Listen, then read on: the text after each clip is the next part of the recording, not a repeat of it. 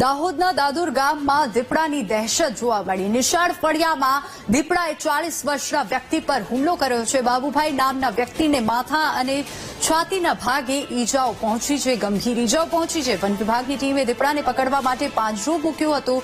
રહેણાંક વિસ્તારોમાં વારંવાર દીપડાના હુમલાથી સ્થાનિકોમાં ભયનો માહોલ જોવા મળી રહ્યો છે। વધુ વિગતો સાથે સંવાદદાતા ઉત્સવ ફોન લાઈન પર જોડાઈ ગયા છે। ઉત્સવ, દાહોદમાં દીપડાની દહેશત જોવા મળી રહી છે, શું વધુ વિગતો?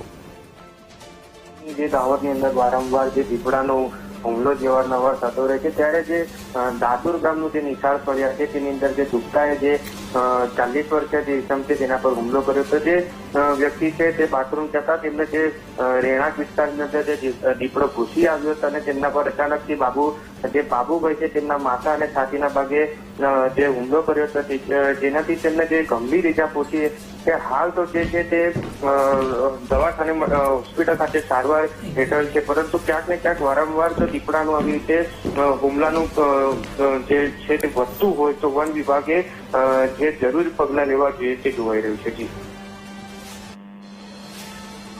Yes, hello hello hello hello